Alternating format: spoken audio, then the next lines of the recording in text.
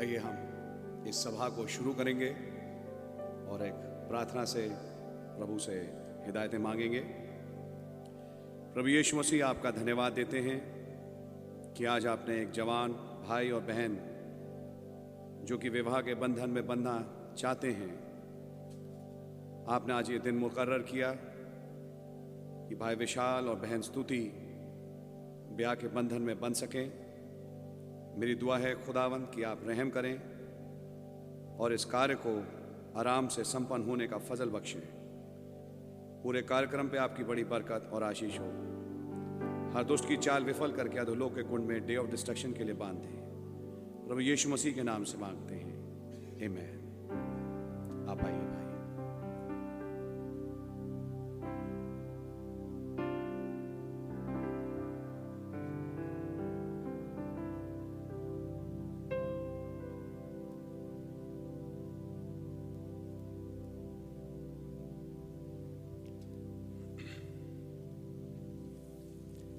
आइए हम लोग सब खड़े हो जाएं और उस गीत को गाएंगे, मुंजी के कदमों पे चलना हम चाहते। और जब ये गीत चल रहा होगा, मैं चाहूंगा कि दुल्हन भवन में प्रवेश करे और मंच पे आए। मुंजी के कदमों पे चलना हम चाहते, मसीह के हमारा सुल्तान, उसके नमूने पर बनना हम चाहते। खुशी से गाते तब गीत खुश इल्हाम, क्या ही खुशनुमा है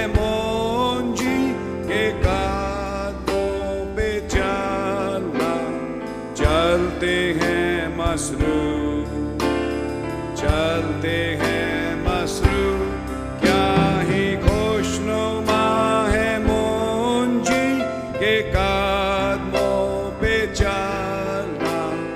बीच आसमां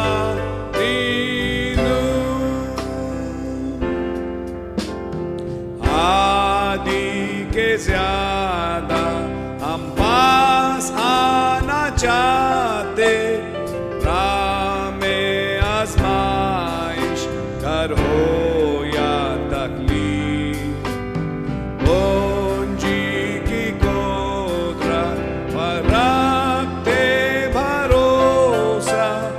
खुशी से रोज करते उसकी तारीफ, क्या ही खुशनुमा है मुंजी के कदमों पे चलना। चलते हैं मसरूफ, चलते हैं मसरूफ, क्या ही खुशनुमा है मुंजी के कदमों पे चलना। बीच आसमां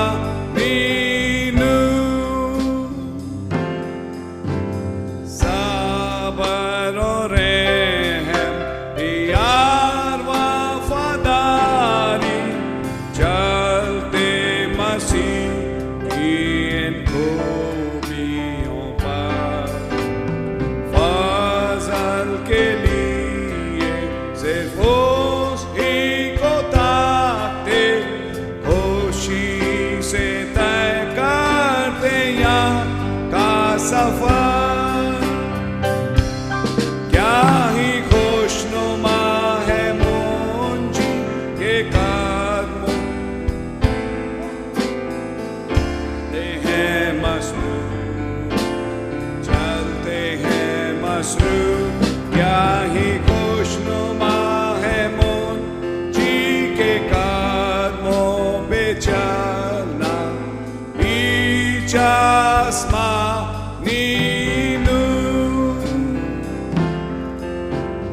मुंजी के कदमों पे चलना हम चाहते। ऊपर ले चलता निधादी कहा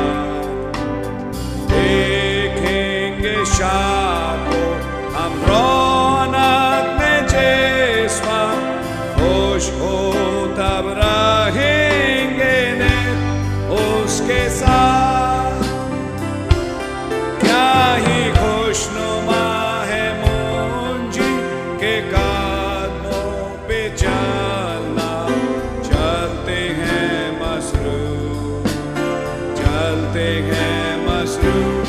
क्या ही खुशनुमा है मुंजी के कदमों पे चलना, बीच आसमानी नूर।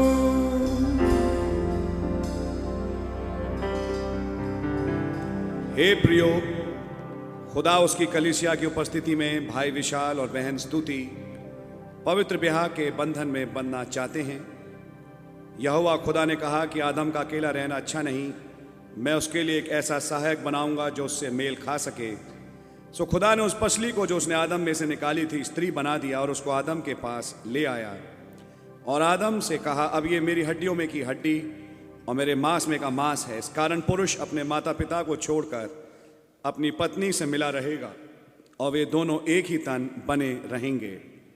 खुदा का कलाम यूं भी फरमाता है कि विवाह सब में आदर की बात समझी जाए।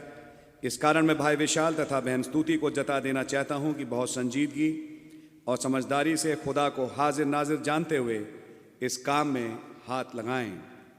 भाई विशाल और बहन स्तुति, यदि आप में से कोई ऐसा सबब जानते हो जिससे आपका निकाह खुदा के वचन के अनुसार अवैध होगा तो अभी बताएं। कोई है? नहीं। यदि कलीसिया में कोई जन ऐसा कारण जानता हो जिससे इन दोनों का ब्याह खुदा के वचन अनुसार ना होकर अवैध होगा तो अभी बोले, नहीं तो सदा के लिए चुप रहे। मैं टाइटस भाई को बुलाऊंगा कि एक प्रार्थना करें भाई विशाल और बहन स्तुति के लिए कि प्रभु उन्हें बुद्धि दें, इससे पहले कि वो ऐद पैमान करें।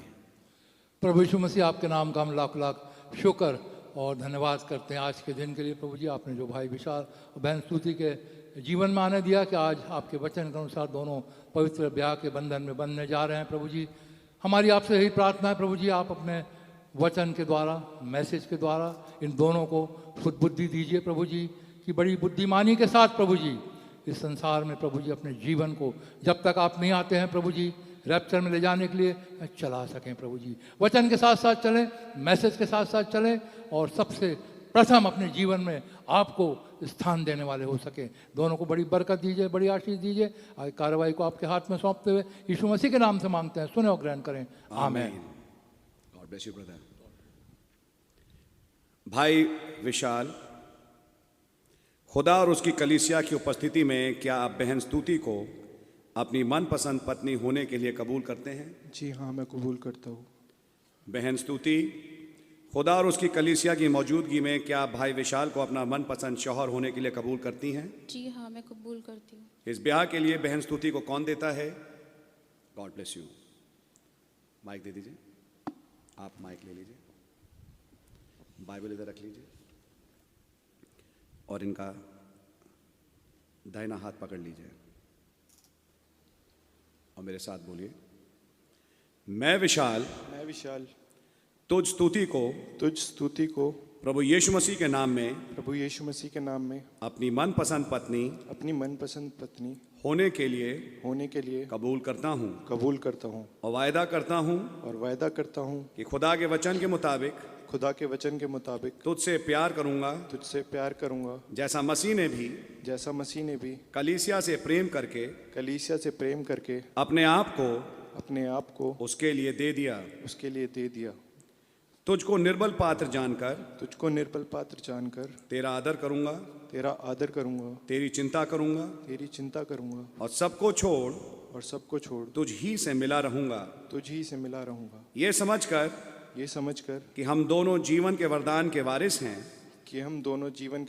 वारिस हैं, उद्धार और सिद्धता के मार्ग में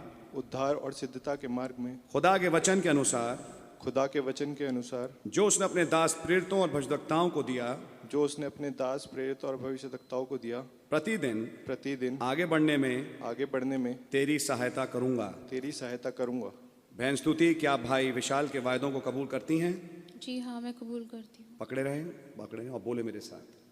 मैं स्तुति मैं स्तुति तुझ विशाल को तुझ विशाल को प्रभु यीशु मसीह के नाम में प्रभु यीशु मसीह के नाम में अपना मनपसंद पति अपना मनपसंद पति कबूल करती हूँ कबूल करती हूँ और वायदा करती हूँ और वायदा करती हूँ कि जब तक हम दोनों जीवित रहेंगे जब तक हम दोनों जीवित रहेंगे खुदा के वचन अनुसार खुदा के वचन अनुसार तुझको प्यार करूंगी, तुझको प्यार करूंगी, पूरी रीति से तेरे अधीन रहूंगी, पूरी रीति से तेरे अधीन रहूंगी, जैसा प्रभु के तुमको अपना सिर मानूंगी, तुमको अपना सिर मानूंगी, अपना चाल चलन पवित्र रखूंगी अपना चाल चलन पवित्र रखूंगी और सबको छोड़ तुझ ही से मिली रहूंगी। तुझ ही से मिली रहूंगी। जिधर तू जाए उधर मैं भी जाऊंगी, उधर मैं भी जाऊंगी। जहां तू टिके वहां मैं भी टिकूंगी।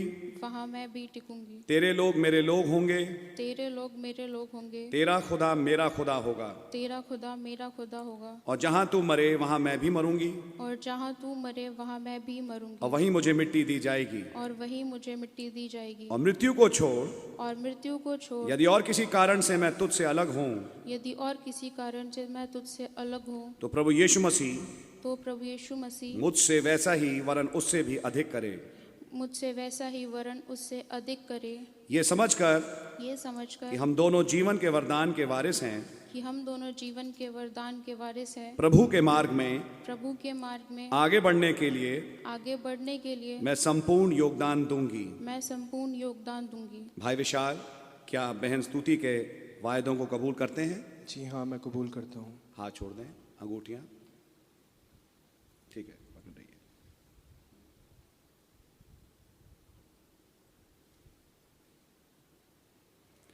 आइए एक प्रार्थना करेंगे।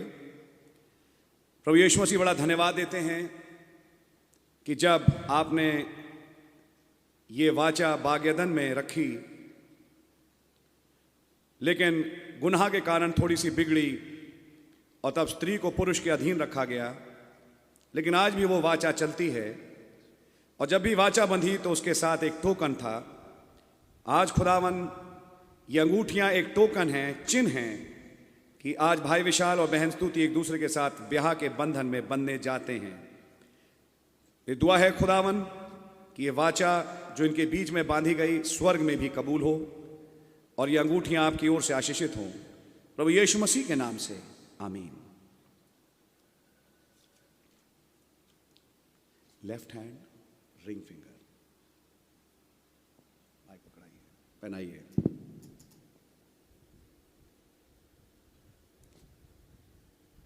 और वहीं हाथ पकड़ के रखिए, मेरे साथ बोलिए। ये अंगूठी मेरे द्वारा किए गए वायदों की निशानी है, जिसे प्रभु यीशु मसीह के नाम में तुझे पहनाता हूँ और अपना सब कुछ तुझे देता हूँ। God bless you. ऐसे ही लेफ्ट हैंड रिंग फिंगर रखना।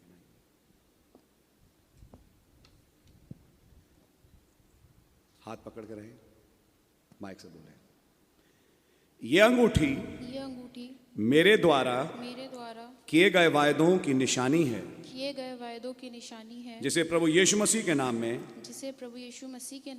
तुझे पहनाती हूँ और अपना सब कुछ तुझे देती हूँ। हाथ छोड़ दें, मुझे फेस करें, साथ खड़े हों। भाई विशाल और बहन स्तुति के आपसी इकरार के मुताबिक जो उन्होंने खुदावन यीशु मसीह और उसकी कलीसिया के सामने मिलकर किए हैं, मैं भाई विशाल और बहन स्तुति को पति और पत्नी करार देता हूं। जिन्हें खुदा ने जोड़ा है उन्हें कोई अलहदा अब ना करे। आमीन। Praise the Lord. प्रभु का नाम मुबारक हो। आइए एक छोटी दुआ करेंगे। धन्यवादित हैं प्रभु यीशु मसीह कि आपने भाई विशाल और बहन स्तुति को एक ब्याह के बंधन में बंधने का फजल दिया। विनती और प्रार्थना है कि आप इन्हें अपनी आसमानी और जिस्मानी बरकतों से परिपूर्ण करें। अब्राहम की आशीषें इस घर में उंडेलें, फलवंत करें, फुलाएं फलाएं बढ़ाएं। और खुदावन दुआ है कि ये एक ऐसा परिवार अब रेज करें जो आपके महिमा के लिए इस्तेमाल हो, और खुदावन ये दो भी आपके साथ रैप्चर में जा सकें। हर शैतानी चाल से आप इन्हें बचाएं, लहू में सुरक्षित रखें। प्रभु यीशु मसीह के नाम से मांगते हैं, आमीन। आए हमारे बाप, आप जो आसमान में हैं, आपका नाम पाक माना जाए, आपकी बादशाही आए, आपकी मर्ज़ी आसमान में पूरी होती है, ज़मीन पर ही पूरी हो। रोज़ की रोटी आप हमें बख्शते हैं, और जिस तरह अपने कसूर वालों को माफ़ करते हैं, आप भी हमारे कसूरों को माफ़ फरमाएं। हमें आजमाइश में ना पड़ने दें, बुराई से बचाएं, क्योंकि बादशाही, कुदरत और जलाल हमेशा आपका ही है, आमीन। अब जो तुम्हें ठोकर खाने से बचा सकता है और अपनी महिमा की भरपूरी के सामने मगन और निर्दोष करके खड़ा कर सकता है, उस अद्वैत खुदा हमारे उद्धारकर्ता की महिमा और गौरव और पराक्रम और अधिकार हमारे प्रभु यीशु मसीह के द्वारा सनातन काल से है, अब भी हो और युगान युग रहे, आमीन। आप एक दूसरे को फेस करें और आप इनकी वेल को उठा सकते हैं। Praise the Lord.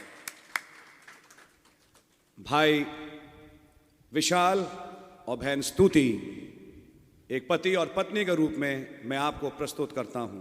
God bless you.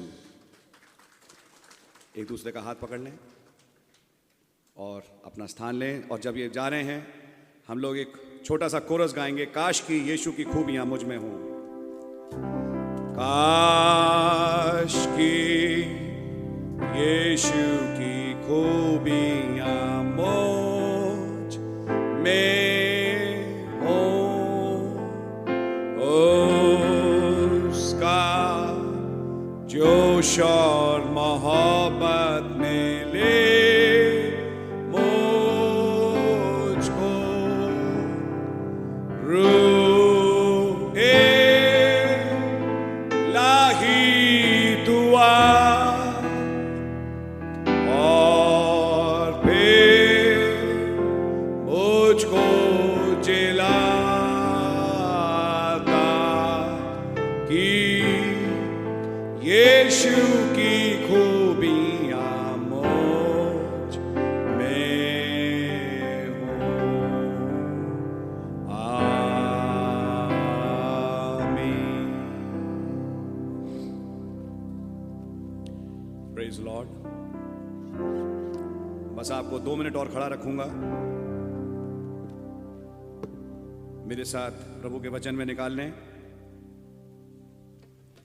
मत्ती की इंजील और उसका 19वां अध्याय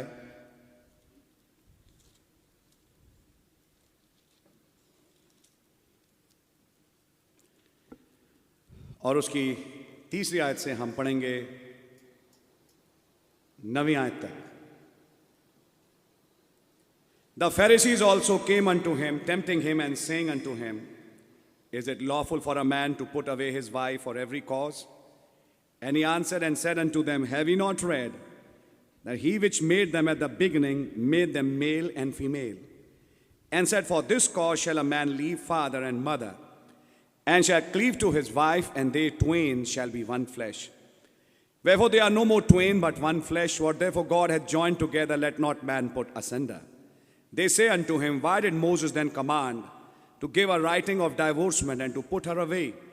He saith unto them, Moses, because of the hardness of your hearts, suffered you to put away your wives, but from the beginning it was not so. And I say unto you, whosoever shall put away his wife, except it be for fornication, and shall marry another, committeth adultery, and whoso marrieth her which is put away, doth commit adultery. दुआ है खुदावन इन वचनों से आप हमें आशीषित करें और अपने कलाम को हमें खोल के समझाएं। प्रभु यीशु मसीह के नाम से आमीन। आप लोग सब बैठ सकते हैं।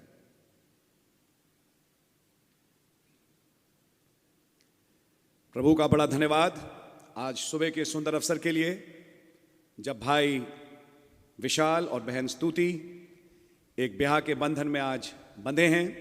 प्रभु का नाम मुबारक हो। 2 परिवार एक हुए, आमीन। और खुदावन का धन्यवाद हो कि जब ये 2 परिवार एक हुए हैं तो प्रभु की स्तुति और तारीफ के योग्य और महिमा के योग्य एक ये बात है, क्योंकि जब दिन सदोम और अमोरा के चल रहे हैं, उसके बीच में आज एक प्यारा खूबसूरत जवान और एक बहन संदेश को जो मानते हैं एक ब्याह के बंधन में बन रहे हैं। माफ करिए, बड़े अटपटे शब्द होंगे। यहां किसी लड़के की लड़के से शादी नहीं हो रही और किसी लड़की की लड़की से शादी नहीं हो रही। आप कहेंगे नहीं ब्रदर, हमेशा लड़के की लड़की से ही होती है। लेकिन जिस जमाने में आज हम रह रहे हैं, अब वो जमाना यह आ चुका है कि अमेरिका में, यूरोप में, बड़े बड़े जो देश हैं, सब जगह कुछ ऐसा ही हो रहा है। और एक तरह से शादी का निज़ाम भी कई जगहों पे ख़त्म हो चुका। अकेले चले जाते हैं, भाग जाते हैं, पास्टर से मिल लेते हैं और कहते हैं हमारी शादी पढ़ दो। वो पास्टर भी ऐसा मिल जाता है उनको जो शादी पढ़ लेते हैं और फिर उसके बाद आप पाएंगे कि जैसा चाहें जीवन बिताते हैं।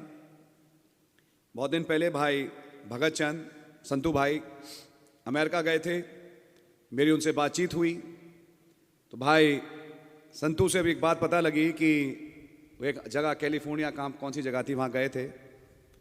और जब वहाँ गए तो लास वेगास में उन्हें मिला कि एक सड़क पूरी बनी है जिसे मैरिज की सड़क कहते हैं। आपको वकील, कागज, पादरी, केक, सब चीज 5 मिनट में मिल जाएगी। पैसा दो, सब सामने मिनट से पहले। फिर पसंद नहीं आया, आपको डाइवोर्स करना है, एक अगली गली बनी है डाइवोर्स की, जिसमें 5 मिनट में सब कुछ तैयार है, वकील भी, सब कुछ। नहीं साथ रहना, नहीं रहना, खत्म कहानी। आप हैं मेरे साथ। तो ये एक मजाक सा बन गया है आज दुनिया में। और दुनिया में आज जो हाल चल रहा है वो कुछ इसी किस्म का है कि शादी की कोई अब इज्जत रही नहीं। ऐसे ही अभी लॉर्ड विलिंग 18 तारीख को भी शादी है, फिर एक 19 तारीख को भी एक शादी है, और बहुत बड़ी शादी है। वो तो बहुत ही बड़ी शादी है। और मैंने कैंडिडेट से कहा, बात जिनसे मेरी हुई, कि देख लेना भाई, क्योंकि शादी में घुसने से पहले जीवन का एक बहुत ही महत्वपूर्ण फैसला लेना होता है। जब कहा गया, अनाउंस किया गया कि आप पास्टर से मिलें, तो मिलें। समझ में आ रही है आपसे? जब कहा गया बुधवार को कि पास्टर से मिलें, वो पता नहीं पड़ा मुझे। क्यों नहीं पता पड़ा? इसलिए नहीं पता पड़ा, हम उस मैसेज में थे ही नहीं। अब सवाल इस बात का, जिस मौसम में हम रह रहे हैं तो उसमें तो अब हमारे पास भी मजबूरी है कि हमें बाय नेट ही बोलना पड़ता है। और सबको मालूम है, पूरे चर्च को मालूम है कि संडे को और ट्यूसडे को मैसेज प्रसारित होते हैं। और यूजुअली हमने संडे का दिन रखा इंपॉर्टेंट इन्फॉर्मेशन देने के लिए। बाय चांस, जैसे मैंने कल राजीव भाई से या परसों का हाथ कहलवाया था, एक अर्जेंट मैसेज आज बुधवार के लिए था, तो मैंने सबके फोन पे उस मैसेज को भिजवाया। सबको मिला भी होगा। समझ मारिए आपके? तो एक बड़ी अजीब बात, 99 लोगों को तो मैसेज मिल जाए और एक को मैसेज ना मिले। मारिए आपके? और ये एक वो ना हो कि किसी को आज ही मैसेज नहीं मिला। ये एक वो है जिसे अब सालों साल हो गए जब सही टाइम पे मैसेज मिल नहीं पाता। समझ मारिए आपके? तो ऐसे के साथ फिर हम क्या करें? आप समझ मारिए? मैं ये बातें इसलिए बोल रहा हूं कि ये बपतिस्मा, ये शादी मजाक नहीं है। ये मजाक नहीं है।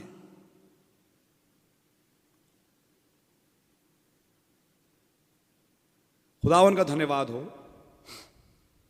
कि आज खुदावन ने एक जवान को, हमारे बीच में एक बहन को तौफीक दी कि एक ब्याह के बंधन में बंधें। और मैं सोचता हूं भाई विशाल ने भी और बहन स्तुति ने भी ये पहले से सोच लिया होगा कि ये किस कदम को आज उठाने जा रहे हैं। और इसके बाद जब इन्होंने कदम उठा लिए हैं, तो अब इसके बाद इन्हें अब आगे क्या करना होगा, इसके बारे में भी खूब सोच समझ के आप लोग यहां आए होंगे। और मैं सोचता हूं ये भाई तेजपाल और भाई सुनील डेविड का परिवार भी काफी कुछ सोच समझ के यहां बैठा होगा। क्योंकि अब तो शादी हो चुकी और खुदा का धन्यवाद हो, सब कुछ बहुत बढ़िया तरीके से संपन्न हुआ। असल में हमने ये सोचा नहीं था, असल में ये बात हमसे रह गई थी, सॉरी, अब उसका कोई टाइम नहीं है। आपकी समझ में आ रही है? ब्रदर वो मेरा नाम ही लिख लेना बपतिस्मे के लिए, सॉरी, अब टाइम नहीं है। तो वो नाम भी ऐड करवा लो तो मुझसे मिले आप। मैंने आपको वेंसडे को टाइम दिया था बात करने के लिए, मैं यहां पे आया, मैंने टाइम दिया और मैं उस दिन लेट उठा यहां से ताकि मैं हर कैंडिडेट से बात करूं। और आपको तो मालूम है हर बपतिस्मे से पहले कैंडिडेट से बात होती है, तो फिर आप क्यों नहीं आए? आप हैं मेरे साथ?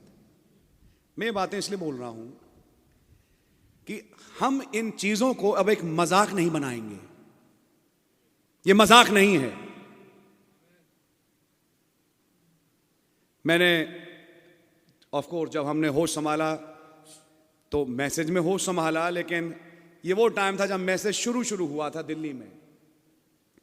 तो ऐसे टाइम पे हमने कई शादियां वो भी अटेंड करी जो डिनोमिनेशंस में होती हैं। शादी 5 बजे की, चालू हो रही है 6 बजे, शादी 4 बजे की, और ये 4 बजे तो कार्ड पे सोच समझ के लिखा जा रहा है कि ये 4 इसलिए लिख रहे हैं कि 5 बजे हो।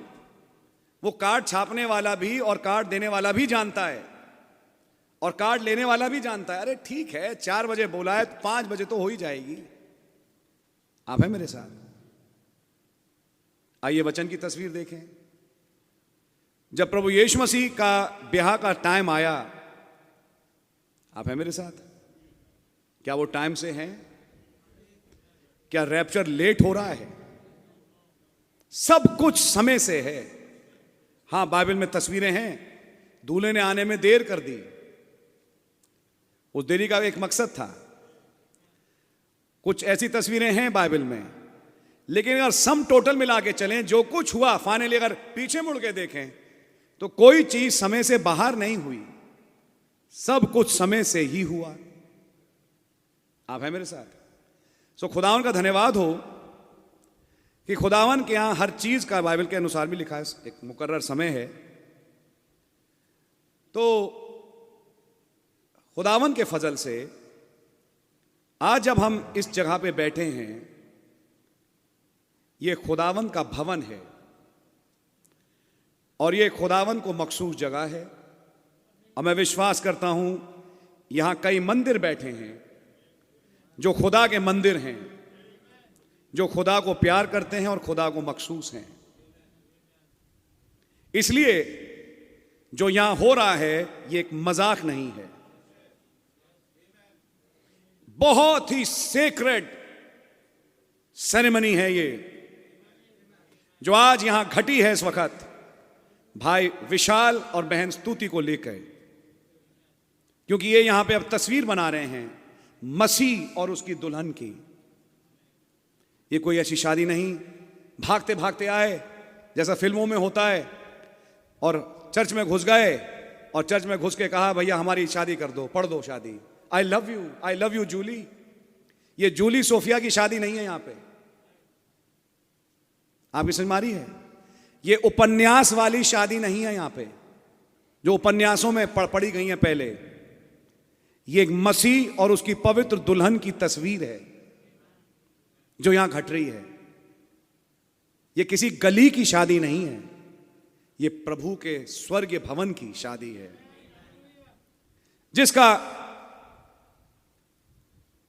जिस खुशी में आज मैं और आप यहां पर बैठे हैं। और इसलिए चाहे शादी हो और चाहे बपतिस्मा, उसमें आने से पहले जरा सोचें कि हम जो करने जा रहे हैं क्या ये प्रभु को ग्रहण योग्य है? समझ मारिए आपके? नो डाउट प्रभु रहम करते हैं और प्रभु रहम करके अपने लोगों को बचाते हैं और लेके चल रहे हैं। ये प्रभु का रहम है। लेकिन दूसरी तरफ हमारे लिए सोचने का एक विषय है, क्योंकि नबी ने जब चूजिंग ऑफ द ब्राइड को प्रचार किया और मैरिज ऑफ द लैम्ब का प्रचार किया, मैरिज ऑफ द लैम्ब में मैंने सोचा नबी बहुत ही प्यार से, मैरिज की बात है और मैरिज ऑफ द लैम्ब है, तो मैरिज ऑफ द लैम्ब के मैसेज में नबी की तो आवाज बड़ी मुलायम, मिठाई जैसी मीठी मीठी आवाज जो कि दिल को दे रूह अफ़ज़ा का शरबत होगी।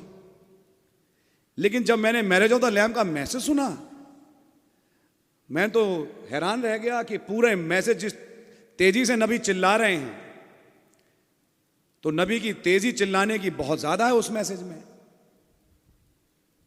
तब मैं इस चीज को ज्ञात किया कि नबी मैरिज को लेके, और चाहे स्पिरिचुअल हो चाहे फिजिकल, क्योंकि नबी ने मेमने के ब्याह को लेके शारीरिक शादी भी समझाई और आत्मिक शादी भी समझाई, को लेके नबी बहुत ज्यादा सीरियस हैं। ये कोई मजाक नहीं है जो हो जाए। मारिए आपके आई love you, I love you, ये आई लव यू मुंह का है, लेकिन शादी के बाद जब जिंदगी की हकीकत खुलती है तब वो आई लव यू 2 मिनट में किनारे पड़ जाता है डस्टबिन में। लेकिन हकीकी आई लव यू जो है वो दिखेगा जब आपके अंदर वो हकीकी प्रेम है, वो आई लव यू दिखेगा कामों में।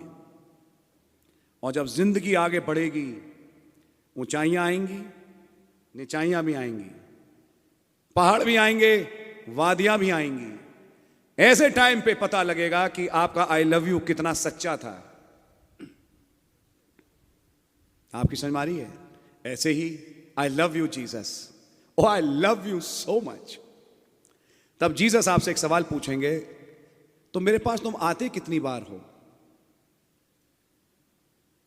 तो मेरे से प्रार्थना कितनी करते हो, मेरी बातें जो मैंने एक नबी के मार्फत तुम्हें बताई कितना सुनना चाहते हो। तो वो तो तुम्हारे पास टाइम है नहीं, और अपने आप के पास आगे कह देते हैं आई लव यू जीसस। तो तुम्हारे इस आई लव यू को बोलो मैं कबूल करूं।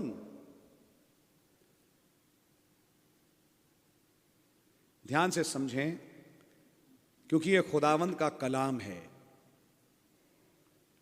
और बड़ी इंपॉर्टेंट बातें हैं समझने की। मैरिज एक कमिटमेंट है और ये लाइफ टाइम कमिटमेंट है, पूरी जिंदगी का बेटा, पूरी जिंदगी का बेटी, जिसमें आज आप बंधे हैं। मेरे पास क्लिनिक पे टाइम लेके मत आना, और ना मैं आपसे तुम्हें दूंगा, ना आप और ना आपके पेरेंट्स सुन ले पीछे बैठे हैं कि भैया कुछ हो गया, भैया कुछ हो गया। मैं इसके लिए सुनने के लिए अब तैयार नहीं हूं। मैं बड़ा सीरियसली बोल रहा हूं इस बात को यहां से कि ब्रदर वो असल में कुछ प्रॉब्लम्स हैं, मैं इन प्रॉब्लम्स को सुनना नहीं चाहूंगा। मैं आज ये अज्यूम करके खड़ा हूं यहां कि आपने सब देख के फैसला लिया है, आपका भी और आपका भी, और आप इन्हें प्यार करती हैं और आप इन्हें प्यार करते हैं। मेरे ख्याल में सच ही बोल रहा हूंगा। जब बात सच है तो अब इसका असर जो आप आगे को शादी के ब्याह की जिंदगी को बिताएंगे, अब वो दिखना चाहिए। आपकी समझ में आ रही है? और ये आपको ही नहीं कह रहा, मैं आपके माध्यम से मैं कई औरों को कह रहा हूं, कई औरों को से मैं बोल रहा हूं आपके माध्यम से कि मैं बहुत ज्यादा सुनने का अब आदी हूंगा नहीं। या तो यहां खड़े होकर मजाक करते हैं जब शादी पड़ी जाती है, और मैं इस मजाक में शामिल नहीं होना चाहूंगा। मुझे मत शामिल करिए।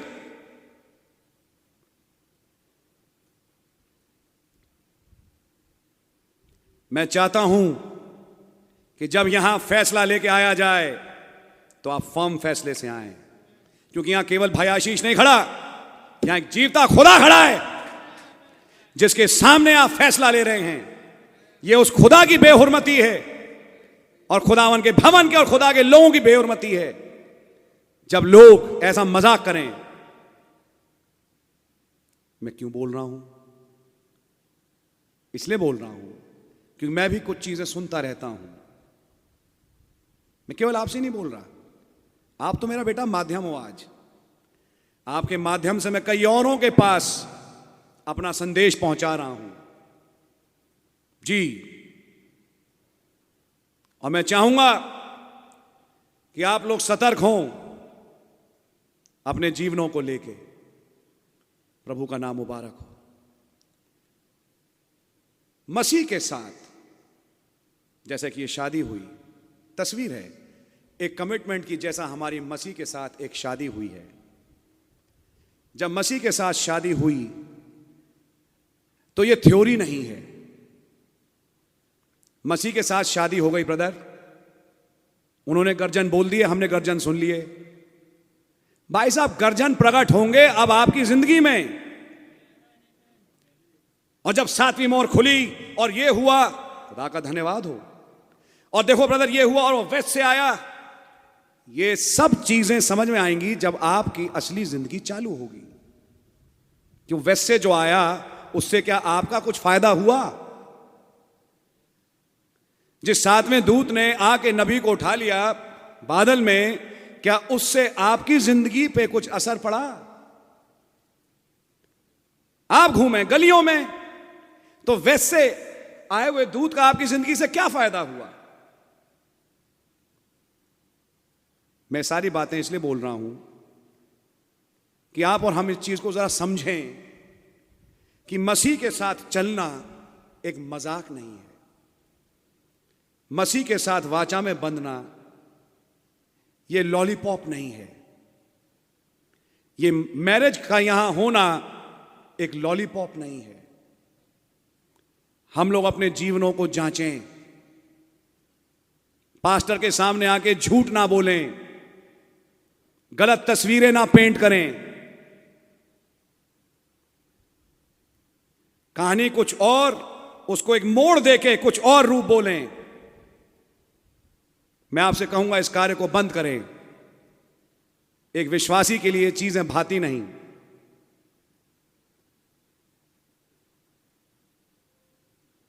मैं खुदा का धन्यवाद देता हूं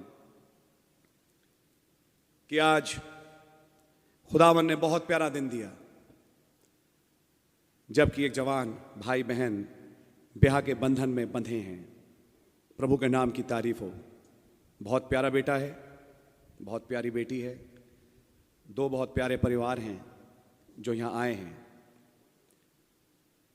लेकिन साथ में मैं ये भी कहूंगा कि my brother and my sister, ये मजाक नहीं है, आपसे भी, औरों से भी,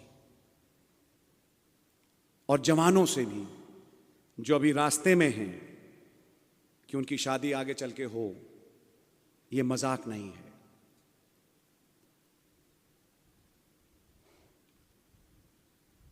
प्रभु से एक सवाल पूछा गया फरीसियों के द्वारा, क्या ये आदमी के लिए हक है कि किसी भी कारण वो अपनी पत्नी को त्याग पत्र दे दे? आपको मालूम है मुसलमानों में तो ये होता ही है, 3 बार बोलो तलाक तलाक तलाक, हो गया तलाक। और यही कारण है कि उस कौम में 10-10 बीवियां लिए घूम रहे हैं। फिर बच्चे भी जो पैदा हुए चोर उचक्के, आपकी समझ में आ रही है? कटे होंठ, कटे तालू, 6-6 उंगलियों वाले, क्योंकि गुनाहों में पैदा हुए। क्योंकि बहुत आसान है, तलाक तलाक तलाक, खत्म, अब कर दो दूसरे से, शादी शादी शादी। ये मुसलमानों में खूब चलता है, और अगर मैं छिपे रूप में कहूं तो दुनिया भर में कई जगहों पे चलता है। लेकिन जब प्रभु यीशु मसीह से सवाल किया फरीसियों ने, क्या ये लॉफुल है एक आदमी के लिए किसी कारण भी वो अपनी पत्नी को त्याग दे? तब प्रभु यीशु मसीह ने उनसे कहा, क्या तुमने पढ़ा नहीं आए धर्म के गुरुओं?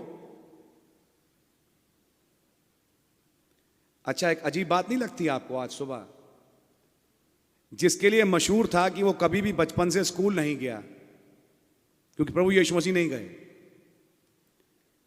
वो उनसे जो सेमिनरी के ट्रेंड हैं और एजुकेटेड लोग हैं उनसे कह रहे हैं एक सेंटेंस, क्या तुमने ये भी नहीं पढ़ा? जिसने एक दिन भी स्कूल का अटेंड नहीं किया वो स्कूल वालों से कह रहा है क्या तुमने ये भी नहीं पढ़ा?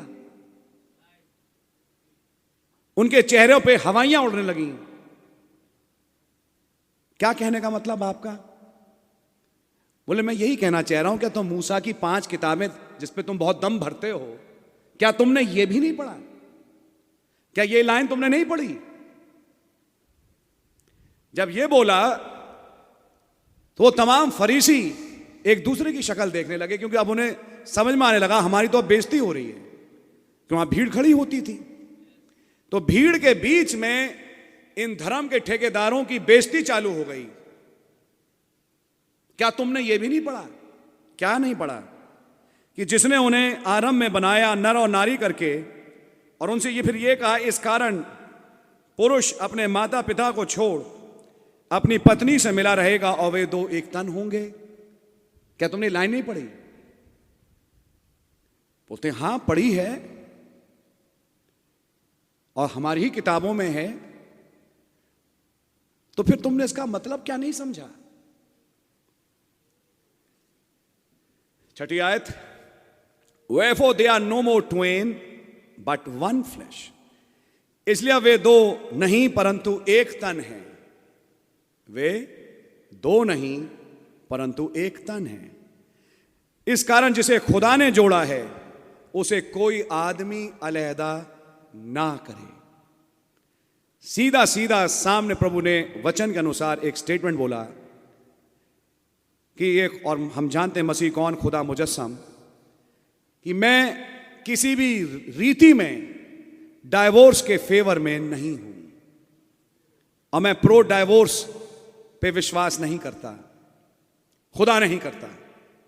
और फिर खुदा ने कहा इसलिए जिसने उन्हें जोड़ा है, खुदा ने जब जोड़ा है उन्हें, कोई आदमी उन्हें अलहदा अब ना करे। कोई मैजिस्ट्रेट, कोई कोर्ट, सबसे बड़े कोर्ट में शादी हुई है। जिस कोर्ट में रजिस्ट्री हुई वो तो दुनिया के लॉ का पेट भरने के लिए हुई, लेकिन जिस कोर्ट में आज इस वक्त आप बैठे हैं ये सुप्रीम का भी सुप्रीम कोर्ट है। इसका निजाम ना स्वर्ग पे और ना पृथ्वी पे और ना पृथ्वी के नीचे टलता नहीं। इस chief of the chief justice के आगे किसी की चली नहीं। जो इन्होंने कह दिया वो फाइनल है, एब्सोल्यूट है, वो फाइनल है। और जब उन्होंने कहा कि अब से ध्यान रखना, जिसे खुदा ने जोड़ा उसे कोई आदमी अलग अब ना करे। अच्छा, इस पे मैं 1-2 चीजें बोलना चाहूंगा जिसमें कि भाइयों के परिवार भी और कलीसिया के कई लोग भी शामिल होंगे। इसे ध्यान से सुने और समझने की कोशिश करें।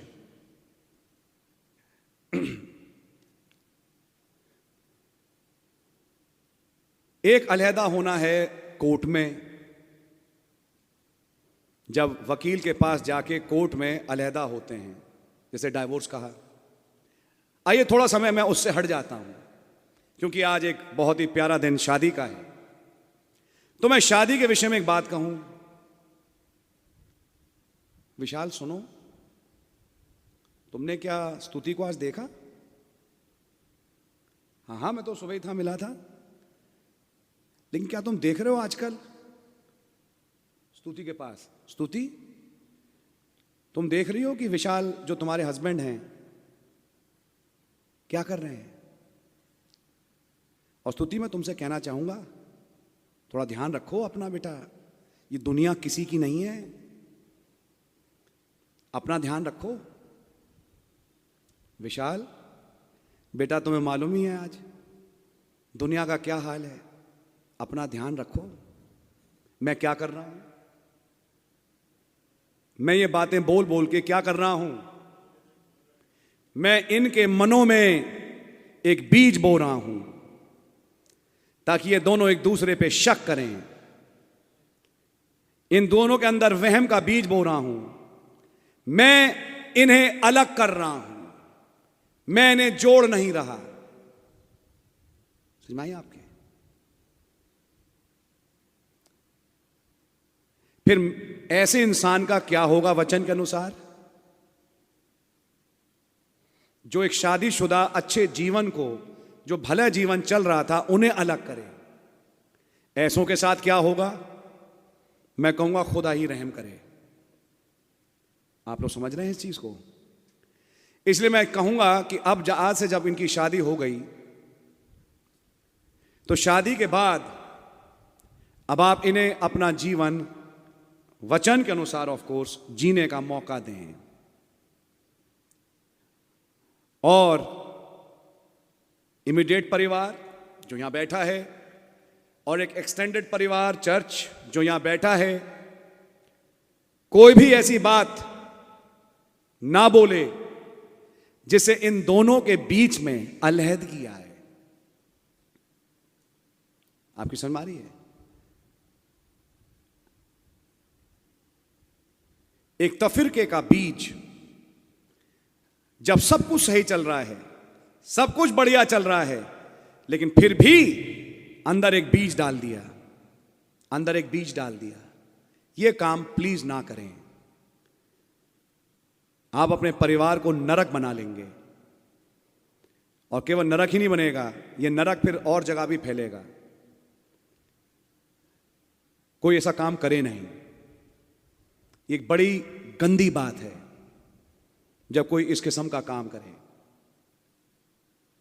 खुदा उनका धन्यवाद हो कि प्रभु ने आज मौका दिया कि इन चीजों को हम देख सकें। जब प्रभु यीशु मसीह ने कहा कि जिसे खुदा ने जोड़ा है उन्हें कोई इंसान अलग ना करे, तब उन्होंने कहा फिर मूसा ने डाइवोर्स की आज्ञा क्यों दी? देखिए, सवाल पूछने के लिए भी रेवलेशन चाहिए। सवाल पूछने वाले के पास ये रेवलेशन नहीं कि वो किससे बात कर रहा है। वो बात कर रहे हैं मूसा की, और उन्हें यह नहीं मालूम कि मूसा का खुदा ये सामने खड़े हैं, जिसने मूसा को सिखाया, जिसने मूसा को सिखाया उसको मूसा की दलील देकर पूछ रहे हैं।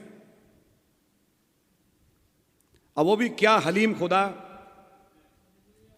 जो बड़े आराम से खड़े होकर फिर उनके जवाब भी दे रहे हैं। और फिर उनसे कहते हैं, मूसा ने फिर आज्ञा क्यों दी डाइवोर्समेंट की? 8वीं आयत, उसने उनसे कहा मूसा ने तुम्हारे दिल की कठोरता के कारण। अब जरा जवाब टेढ़ा था, जिसको सुन के उन्हें थोड़ा अजीब लगा। तुम्हारे दिल की कठोरता के कारण तुमको ये सफर किया, अलाउ किया कि तुम अपनी पत्नियों को अलग कर सको, लेकिन पत्नियों को छोड़ो, लेकिन आरंभ से ऐसा था नहीं। इसका मतलब आरंभ में क्या कुछ और था? आरंभ में क्या था? तो जब हम आरंभ में जाएं तो एक आदम और एक हव्वा हैं, और खुदा ने ही, जैसा आज हमने ब्याह के टाइम पूछा कि इस लड़की को कौन सौंपता है, तो भाई सुनील डेविड ने अपना हाथ उठाया। तो हम पाते हैं कि वचन के अनुसार खुदा ही शादी पड़े, और खुदा ही ने दुल्हन को प्रेजेंट किया, और खुदा ने ही उन्हें जोड़ा। और जिस खुदा ने उन्हें जोड़ा, तो उन्हें जोड़ने के बाद एक फेलोशिप उनकी चालू हुई, और वो फेलोशिप जो उस आदम और हव्वा की थी, उस फेलोशिप में ये एमेच्योर गॉड फैमिली था। और ये एमेच्योर गॉड फैमिली पहाड़ों को हटाता था, पेड़ों को झुका लेता था, पेड़ से कहता था यहां से उठ के यहां लग जा।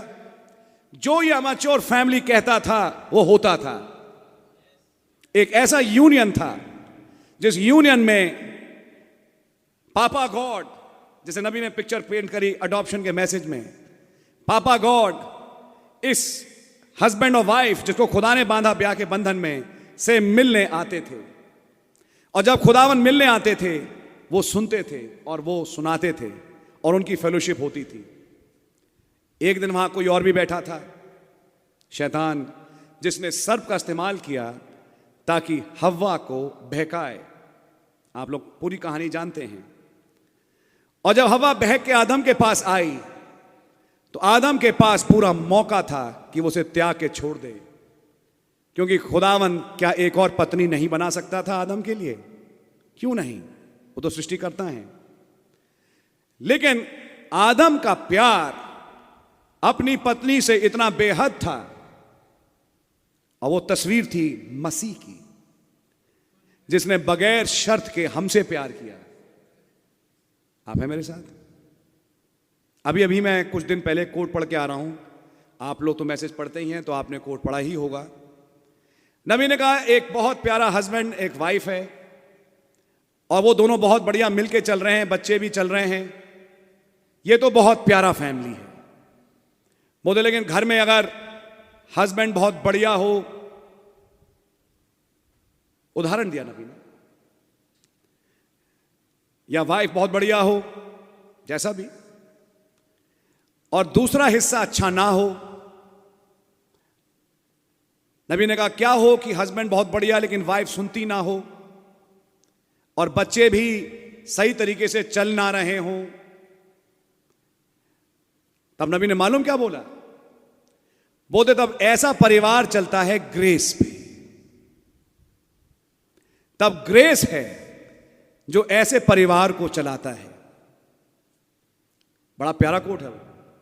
और तब नबी ने एक बात बोली कि अगर हम खुदा के परिवार को देखें तो खुदा तो बहुत प्यारा, खुदा में कोई कमी नहीं, लेकिन हम जो उसका परिवार हैं, हम में तो कमियां ही कमियां हैं, हम में कई बदकारियां हैं। फिर भी ये परिवार आज से नहीं हजारों साल से अब चलता आ रहा है। तो नबी ने कहा अब इस परिवार को चलाने वाला हमारा अपना काम नहीं है, ये खुदा की ग्रेस है जो इस परिवार को चला रही है, और ये ग्रेस है जो इस परिवार को लेके यहां से चली भी जाएगी। आप हैं मेरे साथ? तब मैं कहूंगा मेरे प्यारे भाई या बहन, क्या उस बड़ी ग्रेस का एक छोटा रूप आप अपने घर में लाना चाहेंगे? इंसान होने के नाते गलतियां किससे नहीं होती? हो सकता है कल आपसे हो सकता है कल आपसे हो, लेकिन क्या आप एक दूसरे को ग्रेस के नीचे देखना चाहेंगे, या एक दूसरे से बहुत जल्दी डिसअपॉइंट हो जाएंगे? सच्चा प्यार सहता है, प्रेम सहता है, सब सह लेता है। 1 कुरिन्थियों 13। प्रेम धीरजवंत है, प्रेम में कोई कुटिलता नहीं। और इसलिए वचन के अनुसार अगर आप खुदा के कलाम को देखें तो खुदा ने हमारी कितनी सही, अगर हम अपनी उठा के देखें तो हमारी खुदा ने बहुत सही। और अब उसका एक छोटा रूप, क्योंकि बेटा ये सच्ची बात है कि जब तक आप लोग अकेले रहे, आप एक अकेले थे, बेटे थे आप किसी परिवार में, भाई तेजपाल के आप बेटी थी, भाई सुनील डेविड के परिवार में जो अकेला जीवन था वो बहुत तेजी से बढ़िया निकलता है। शादी के बाद कहानी असली चालू होती है बेटे, क्योंकि अब आपके ऊपर रिस्पॉन्सिबिलिटीज हैं। आगे खुदा रहम करे, अब्राहम की आशीषों से आप परिपूर्ण हो, आपको एक परिवार मिले, तब रिस्पॉन्सिबिलिटीज होंगी। और जब रिस्पॉन्सिबिलिटीज आपके घर में आएंगी, जब फाइनेंशियली, स्पिरिचुअली, रिलीजियसली, या कैसे भी ली कह लीजिए आप, बहुत से पहलू हैं जिंदगी के, जब उन पहलुओं को आप फेस करेंगे, उस समय क्या उस महान अनुग्रह को जो खुदा ने आप दोनों पे किया, आप क्या एक दूसरे को दिखाना चाहेंगे? यह है समझने का विषय। जिस परिवार में रहम और अनुग्रह है वो परिवार टिकता है, जिस परिवार में रहम नहीं वो परिवार टिकता नहीं। अब यहां पर कोई मुझसे सवाल पूछ सकता है, अभी थोड़ी देर पहले तो ब्रदर आप बड़ी अजीब अजीब बातें बोल रहे थे, अब आप रहम की बातें बोल रहे हैं। ब्रदर बोल मैं नहीं रहा हूं या कोई और है, पहली बात तो यह समझें। लेकिन नबी ने यह भी बोला हम खुदा के ग्रेस को डिसग्रेस ना बना दें। शायद ये भी वाक्य पढ़ा होगा आपने। क्या हम गुनाह करते रहें कि और अनुग्रह हो? ये भी लिखा है बाइबल में। तो फिर हर चीज का फिर एक बैलेंस है जिसे समझना बहुत जरूरी है। समझ मारिए आपके नाउ वचन के अनुसार फिर ये रहम है, नबी ने कहा, जो उस परिवार को चलाता है, और ये रहम ही है जो उस परिवार को आगे लेके बढ़ता है। खुदा का परिवार तो सच में रहम पे ही चल रहा है, रहम पे ही चल रहा है।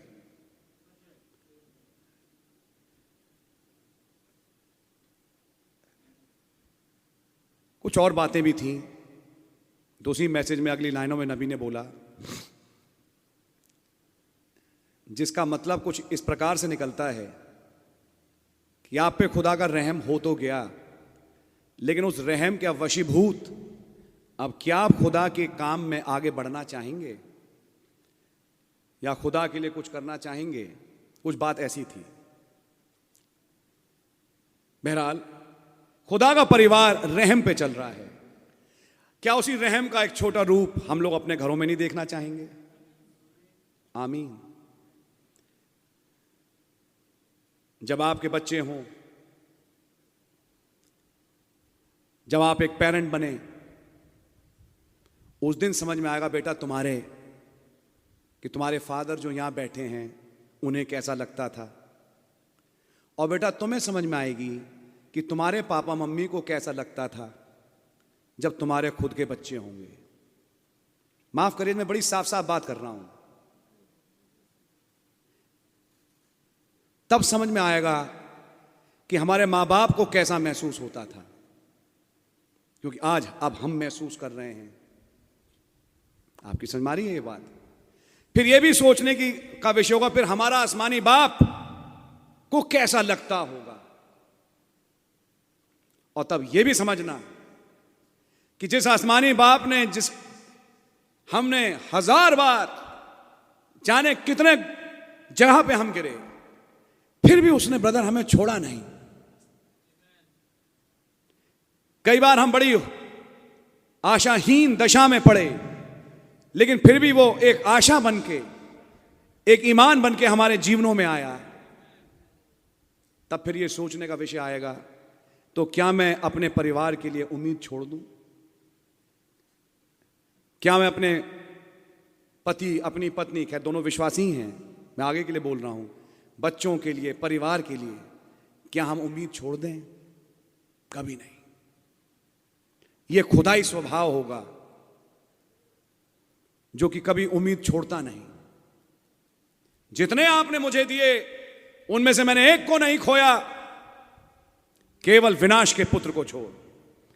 वो तो पहले से ही एक दूसरी पीढ़ी थी, एक दूसरी लीनियज थी, लेकिन जितने आपने मुझे दिए उनमें से मैंने एक को नहीं खोया, एक को भी नहीं खोया।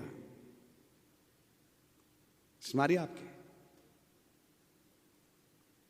पुलपिट शायरी का टाइम नहीं है कि एक अच्छा पॉइंट सुना और पॉइंट सुन के कहा वाह वाह वाह वाह। पहले एक उर्दू का शब्द मरब्बा, पता नहीं क्या क्या बोलते थे, एक अजीब सा शब्द था एक, क्या बात क्या बात क्या बात, क्या खूबसूरत बात। समझ मारिए आपके? ये मैसेज केवल ऐसे वाह वाह करने के लिए नहीं है, ये शायरी नहीं हो रही यहां पे, ये खुदा का वचन है, ये दस से द लॉर्ड है, जिसकी एक डिमांड है कि जब ये प्रचार हो तो जिंदगियों से दिखाई दे, जिंदगियों से प्रकट हो।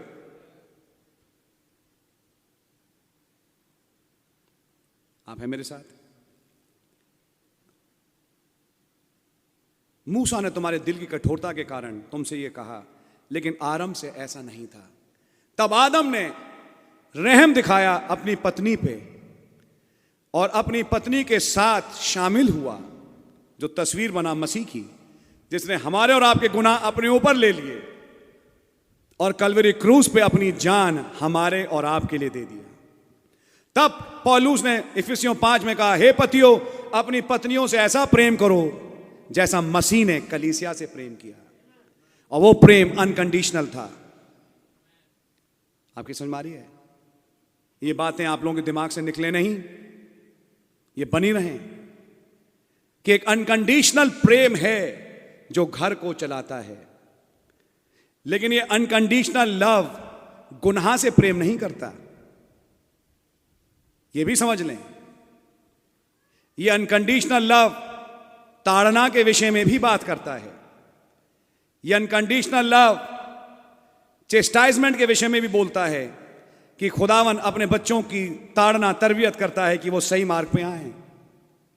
तो ये लव वो वाला लव नहीं है जो कि हर चीज के गैलरी में बिकता है। ये एक फर्क किस्म का लव है जिसे नबी ने समझाया अगापे प्रेम, अगापाओ प्रेम, जो कि करेक्टिव लव है। और जो उस करेक्शन को स्टैंड नहीं कर सकता वो आई लव यू जीसस कहना बंद कर दे प्लीज। वो मत लाइए आई love you Jesus. I love you Jesus का मतलब जो करेक्शन फिर वो दे उसे कबूल करें और कहें प्रभु आपका धन्यवाद हो, मैं आज अब आपके मार्ग पे चलूंगा। आपकी समझ में आ रही है? ये बहुत इंपॉर्टेंट बात है समझना। और इसलिए जब आदम और हव्वा एक हुए, जिसे खुदा ने एक किया बाग एदन में, और तब वो तीसरा आया जिसने एक बीज बोया। मैं आपसे बोलूं एक बात, उस बीज बोने के कारण आदम और हव्वा में एक सेपरेशन आया, लेकिन आदम ने उसे सेपरेट होने नहीं दिया। आदम ने फिर भी उसे अपना लिया ताकि परिवार को अलहदा ना होने दे। आप हैं मेरे साथ? इसको ध्यान से सुनिएगा। लेकिन जिसने ऐसा काम किया वो कौन बना? सर्प।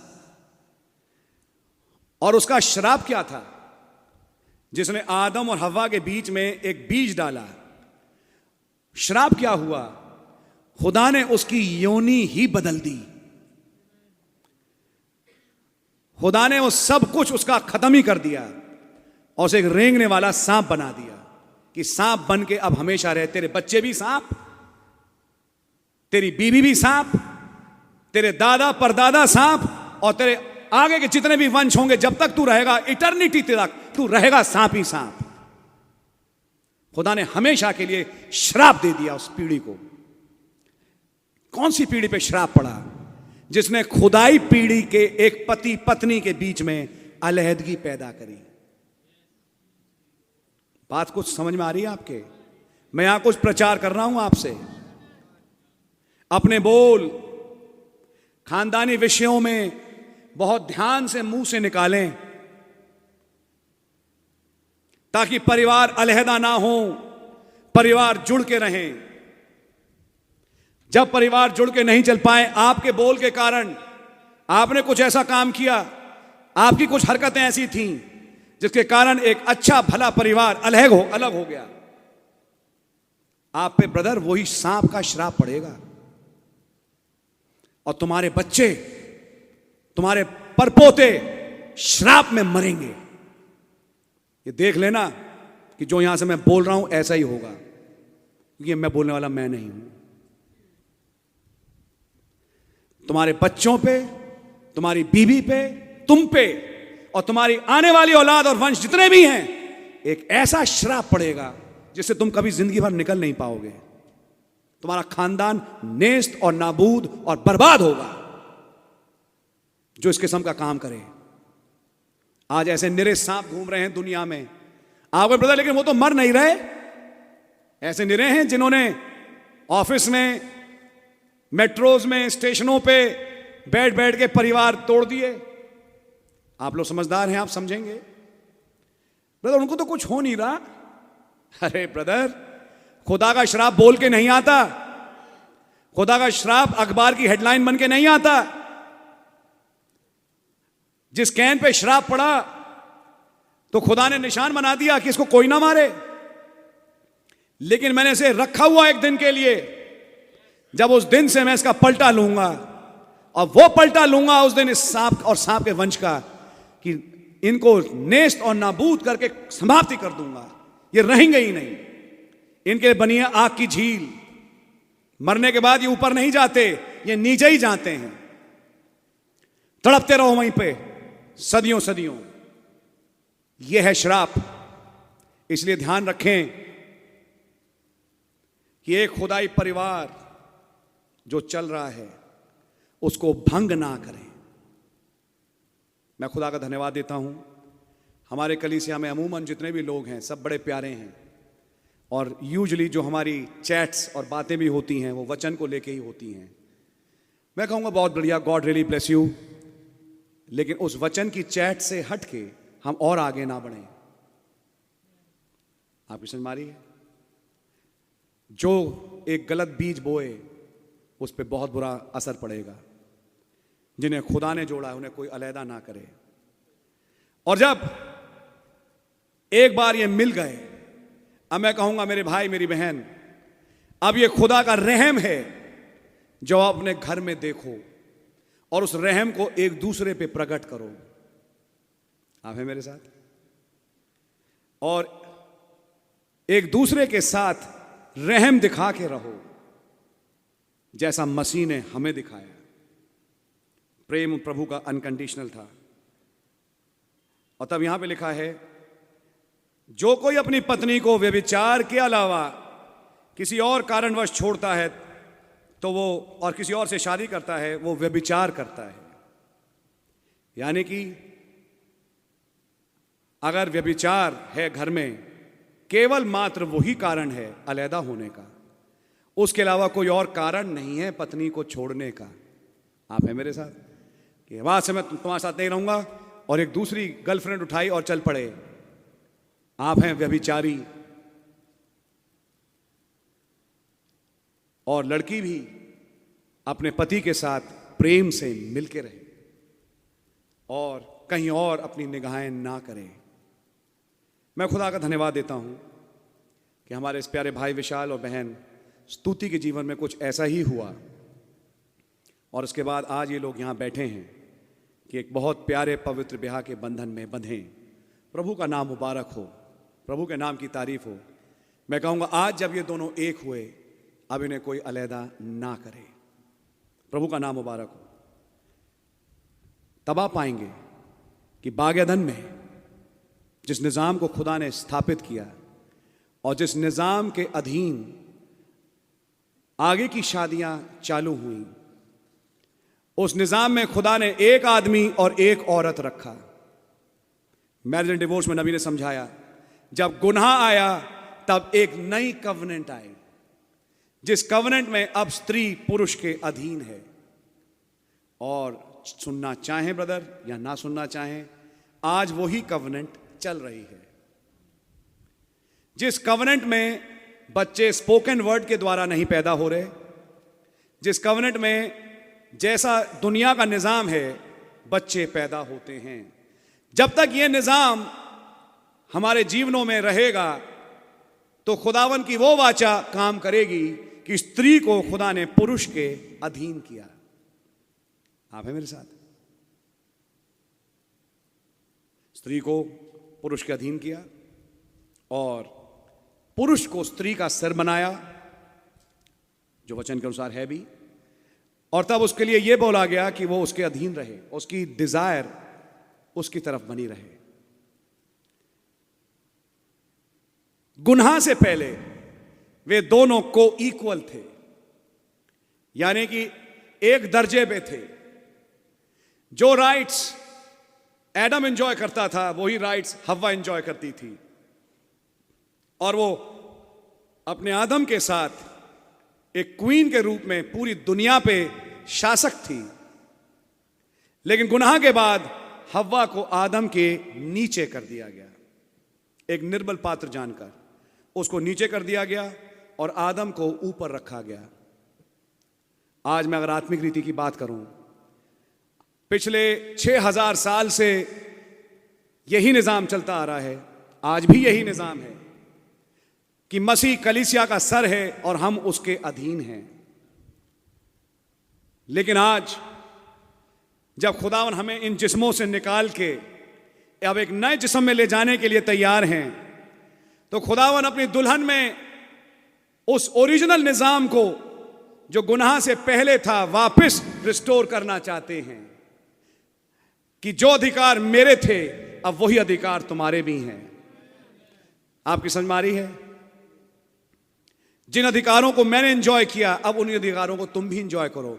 एक छोटे रूप में हमने नबी के जीवन में इस चीज को देखा, जैसे आप और मैं थर्ड पुल भी कहते हैं, जिसमें बोला गया और गिलहरी बन गई, बोला गया और मरी मछली जिंदा हो गई, बोला गया और ट्यूमर गायब हो गया। यह सब क्या था? वापस को इक्वलनेस रिस्टोर होती हुई। जो काम मैं करता हूं वही काम तुम भी करोगे, वरन इससे बढ़कर काम करोगे। लेकिन मुंह से बोले गए वचन के द्वारा जो मैं बोलता था, मैंने पृथ्वी बनाई, अब तुम भी कुछ बना सकते हो। 7 बार गिलहरियां बनाई गई। क्या सच्चाई है? कुछ हद तक हमने देखा कि खुदावन उसको इक्वल कवेनेंट को वापस रिस्टोर कर रहे थे, और उसका हमने प्रदर्शन एक भाई के जीवन में देखा जिसका नाम है भाई ब्रैनम। लेकिन क्या कहानी वहां खत्म हो जाती है? नहीं, खुदावन उसको अब बड़े रूप में अपनी दुल्हन में लाना चाहते हैं, ताकि दुल्हन के अंदर और उनके जिस्मों के द्वारा, by and through the members of the bride, he will fulfil what he has kept for this age. This bride has thus said the Lord. क्या सच्चाई है? अब इसके द्वारा वो बोला जाएगा जो कभी सुना नहीं गया, जो कि श्रेष्ठ गीत में कहा गया, अब बोल मेरी दुल्हन क्योंकि स्वीट तेरी आवाज है। फिर 7वें अध्याय में बोल, इसकी आवाज से जो सोया हुआ है वो भी जाग जाएगा। आज वो प्रधान दूत का शब्द मसीह की देह में रखा गया। आज वो वॉइस ऑफ रिजरेक्शन खुदा ने मसीह की देह में रखा है। क्यों? क्योंकि अब वो वापस ला रहा है उस को इक्वलनेस को। लेकिन को इक्वलनेस इस शरीर में नहीं आ पाएगी। इसलिए ये मिनिस्ट्री, अब ये थोड़ा मैं गहराई में उतर गया, ये मिनिस्ट्री एरोनिक प्रीस्टहुड में नहीं है, ये मिनिस्ट्री मल्कीसदेक प्रीस्टहुड में है। और जब आप मल्कीसदेक के निजाम में प्रवेश करें तब आपको इक्वलनेस पे आएंगे। जब आप मल्कीसदेक की रीति पे आएंगे, जब आप थियोफनी वाले ऑर्डर में आएंगे, तब आपको इक्वलनेस में आ सकते हैं। रहें शरीर में और कहें मैं बन जाऊं को इक्वल। हां, यह भी एक रहम है जो कभी कभी जरूर प्रकट होता है। जब खुदावन चाहें तब, किसी के जीवन में कुछ करना चाहें तब, जैसे अब्राहम के जीवन में किया। खैर वहां उसने कुछ बोला नहीं, लेकिन खुदावन ने एक मौजज़ा किया। तो यह खुदावन की स्वेच्छा है। एक दिन बनी इज़राइल फंसी हुई थी। आप लोगों ने पढ़ा है, सब पुरानी बातें हैं। और कैसे लाल समुंदर पे जब वो फंस गए तब खुदा ने छोटा सा प्रदर्शन बागेदन का किया। फिर से जब एक जरूरत देखी, और खुदा ने प्रदर्शन इस रूप में किया कि मूसा से कहा, रोता क्यों है, बोल। और जब मूसा ने बोला तो लाल समुंदर फट गया और इजरायली कौम साफ होकर निकल गई। आपकी समझ में आ रही है? और जब पीछे से मिस्रियों ने फॉलो करने की कोशिश करी, कहा बोल, और लाल समुंदर वापस आ गया। उसके बाद इजिप्शियन सिविलाइजेशन फिर कभी उठ नहीं पाई, हमेशा के लिए खत्म हो गई। आप लोग सुन रहे हैं? आप पाएंगे खुदावन के वचन के अनुसार कि छोटा सा प्रदर्शन खुदा ने नबियों में होके किया, हमारे युग में एक नबी में होके किया, लेकिन अब वो हमारी देहों में से करना चाहते हैं उस प्रदर्शन को। लेकिन उसके लिए जरूरत यह है कि हम शारीरिकता से निकलें और अपनी थियोफनी के ज्यादा कॉन्शियस हों। खैर वो एक दूसरी दिशा है। मैं वापस आता हूं कुछ बातों को सामने रखने के लिए जिसे आप और मैं समझेंगे। खुदा ने वो को इक्वल हेडशिप हटा दी और अब को इक्वल कवनेंट हटा के उसे नीचे ले आए हेडशिप के, स्त्री को।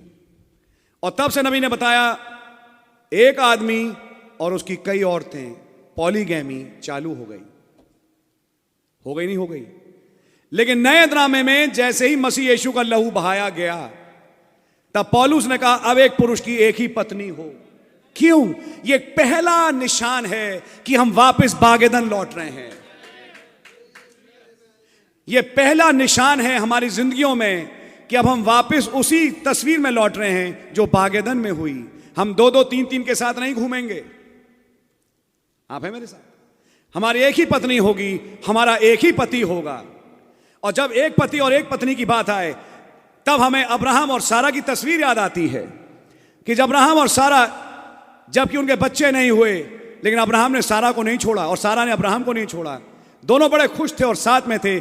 तब एक दिन ऐसे परिवार में खुदावन आए और कहा, मैं तुम्हारे को बरकत दूंगा और मैं तुम्हें फुलाऊंगा फलाऊंगा और तुम्हें एक देश का वारिस बनाऊंगा, तुम्हारे वंश को आसमान के सितारों की तरह कर दूंगा। Against hope he believed in hope. And finally एक दिन आ गया जब वो खुदा, वही मल्कीसदेक एक जिस्म में उसके घर पहुंच गया। सारा अब्राहम के तले थी। उसने अपने आप को कोई इक्वल नहीं माना।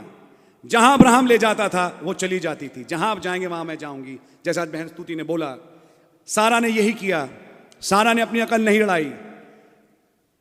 जब 3 पुरुष आए, सारा ऐठी नहीं, कितनों के लिए खाना बनाऊं? सुन रहे हैं आप? बाहर से मंगवा लो, ग्रीन चिक चॉप से। मैं उदाहरण दे रहा हूं, लेकिन खुदा का धन्यवाद हो कि सारा ने एकदम बनाया और उसने मेहनत करके उस खाने को परोसा। खुदावन का बहुत धन्यवाद हो। प्रभु ने हमें बड़ी प्यारी प्यारी पत्नियां दी हैं, जिसके लिए हम खुदा का धन्यवाद देते हैं। लेकिन आज दुनिया में जाइए तो दुनिया में आपको बहुत सुनने को मिलेगा। मैं अब बहुत थक गई हूं, ये 3 आए होंगे, आप इन्हें एंटरटेन करो। आपके गेस्ट हैं भाई, आप तो हर राह में चले को इनवाइट कर लेते हो, आओ बैठो खाना खाओ। मैं क्या हर एक के लिए बैठी हूं यहां पे? मंगवा लो रोटी निजामुद्दीन से, समझ मारिए, मंगवा लो लाजपत नगर से, मंगवा लो वहां से, मंगवा लो जोमैटो से। सुन रहे हैं आप? भाई मेरे बस का नहीं है खाना बनाना आज। सारा एक ऐसी औरत है ही नहीं। ब्रदर, टोकन का प्रचार बहुत अलग चीज है, टोकन का एप्लीकेशन बहुत फर्क चीज है। वो जीवनों में दिखाई देती है, वो खाली मुंह का जमा खर्च नहीं। जैसा एक ट्यूसडे को, अभी 2 ट्यूसडे पहले मैसेज आया, alpha Q B cos theta, जो भी मैंने दिखा रहा था, आपने सबने फिर से सुना उसे। ये एप्लीकेशन है। और जब सारा ने, जिसके अंदर वो सही हकीकी जीवन था, वो लूत की पत्नी नहीं थी, सदोम प्रेमी, लेकिन वो अब्राहम की पत्नी थी, बाइबल की पत्नी थी, बाइबल की दुल्हन की तस्वीर थी। जहां आप जाएंगे मैं वहां जाऊंगी। अब्राहम ने तुरंत बछड़ा मंगवाया, पलाव मारा और तैयार करवाया और सारा से कहा फटाफट आटा गूंदो और रोटी बनाओ तुरंत। उस समय सारा की उम्र कितनी थी? क्योंकि याद रखना, जिस दिन खुदा ने खाना खाया अब्राहम के यहां, उसके 24 घंटे के अंदर, उसी रात सैन होजे में पहली बार नबी ने बोला, वो अब्राहम और सारा का जिस्म बदल गया, वो जवान हो गए। तो लगभग उस टाइम अब्राहम की उम्र 100 साल की थी और सारा 90 साल की थी। मैडम, आप तो अब काफ़ी बुजुर्ग हो गई हैं, 90 साल की, किसी की हेल्प ले लो, हाजरा की ले लो या किसी और की हेल्प ले लो। कह दो तुम्हारे इस्माइल को थोड़ी देर मैं देख लेती हूं, तुम जरा इनके लिए रोटियां बना लो थोड़ा। 90 साल की उम्र पे अगले में इतनी जान है कि वो खाना बना के दे सकती है। यह है बाइबल की तस्वीर। समझ मारी आपके?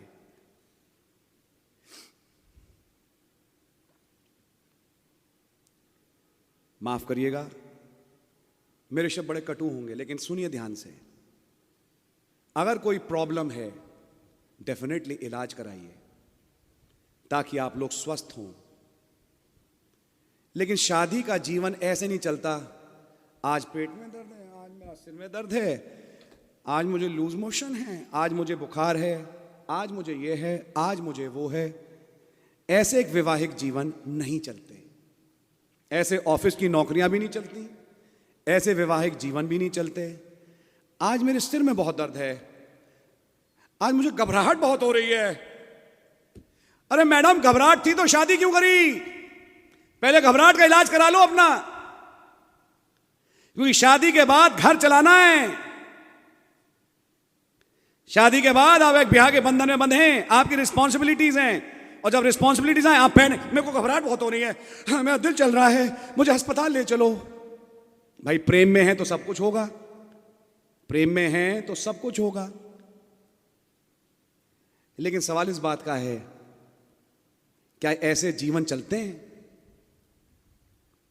90 साल की उम्र पे सारा कहती है, हाँ सही बात है, जैसा मैंने कहा, अगर दुनिया है, शरीर है, इंसान कोई भी बीमार कभी भी पड़ सकता है, इलाज कराइए ताकि हृष्टपुष्ट हो और स्वस्थ रहें।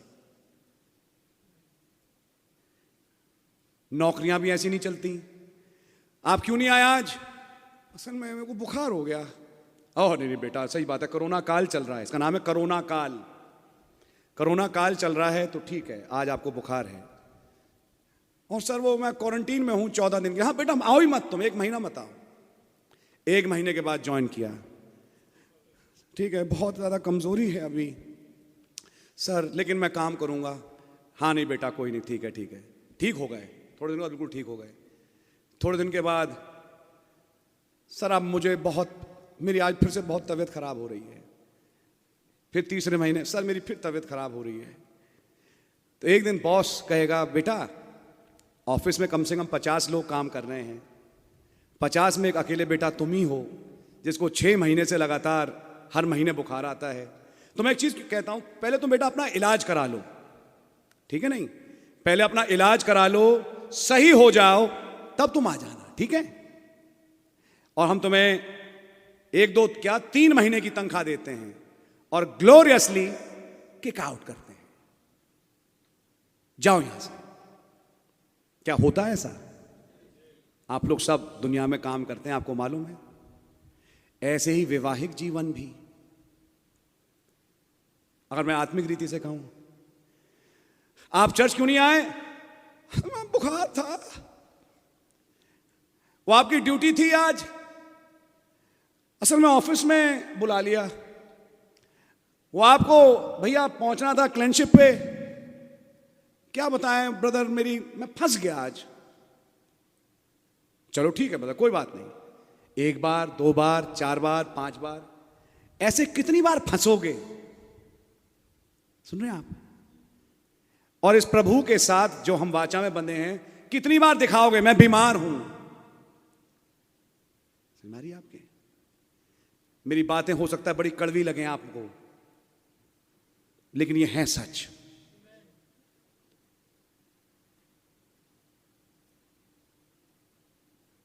आज मैं आपसे कहना चाहूंगा, सारा ने तुरंत रोटियां बनाई और बना के वहां जब वो 3 आगंतुक आए बैठे हुए थे, पीट करके बैठे हुए थे। सारा को भी अभी नहीं मालूम कि वो मेरे लिए ही आए हैं। सारा को यह नहीं मालूम कि मैं रोटी किसके लिए बना रही हूं। और जब सारा ने बना के वो तमाम खाना परोसा उनके सामने, अब्राहम ऑफ कोर्स थे उसको उनकी खातिरदारी के लिए, तुरंत खाने के बाद उनमें से एक जो इलोहिम था, थे प्रभु हमारे, ओ हालेलुया, पूछते हैं अब्राहम से, सारा कहां है? उन्हें मालूम है कि इस घर में एक औरत है जिसका नाम सारा भी है, और जगह आपके पीछे तंबू में है। उसने ऐसी नियत समय में आऊंगा और सारा के अब एक बेटा होगा। सारा को थोड़ी हंसी आई, लेकिन तब उसने कहा, सारा क्यों हंसी? क्या खुदा के लिए कोई चीज असंभव है? उसी 24 घंटे के अंदर, जिसका इंतजार 25 साल से था, एक आगंतुक को खाना खिलाने के बाद पूरा हो गया। कुछ दिख रहा है आपको? तब बाइबल में पतरस कहते हैं कि पवित्र स्त्रियां जो बाइबल में हूं, जिसमें से एक सारा थी जो अपने पति को स्वामी यानी प्रभु कहती थी। आज की औरतों से जो जवान चल रही हैं, कहो कि अपने हस्बैंड को स्वामी बोलो, वो सैमी बोलेंगी, स्वामी नहीं बोलेंगी। सैमी, ये काम कर दो, अगर हस्बैंड का नाम सैमसन हो तो शॉर्ट में कहते हैं ना सैमी। सैमी जरा गाड़ी धो लो, wash the car, Sam do this. और आजकल ऑफिस में भी ये ट्रेंड बन गया है कि ये बॉस और तमाम चीज़ें धीरे धीरे खत्म होती जा रही हैं। अब सबको एक दूसरे के नाम से बुलाते हैं। रॉन इधर आओ, जबकि रॉन है 10 साल बड़े, लेकिन वो भी बड़े खुश हैं, चाहते हैं कि मुझे रॉन बुलाया जाए। रॉन इधर आओ। अभी अमेरिका में वो लड़ रही है वाइस प्रेसिडेंट के लिए, उनका नाम है कमाला हैरिस, नहीं, लेकिन हम उन्हें कहते हैं कमला बुआ। मैं बोल रहा हूं वो बेसिकली इंडियन ओरिजिन की औरत है। हमने कहा भाई कमला बुआ जा रही हैं इलेक्शन के लिए, कमला बुआ आएंगे इलेक्शन में और मोस्ट प्रॉब्ली वो लोग जीतेंगे। तो अब वो पसंद करेंगी चाहे बाल सफेद हो गए हो, मुझे कैम बुलाया जाए, call me Cam, call me Dan, call me Don. और बोल के कहते हैं, क्योंकि इससे धीरे धीरे मतलब कहने का ये उम्रें भूल जाओ, कौन बड़ा है कौन छोटा है सब भूल जाओ। लेकिन खुदा का धन्यवाद हो, सारा ने अपने हस्बैंड को हमेशा प्रभु कहा, और जब उसने प्रभु करके माना तो जो प्रभु की आशीषें थीं वो सारा को भी लग गई। जैसे अब्राहम जवान हुआ सारा भी जवान हो गई, दोनों जवान हो गए 24 घंटे के अंदर।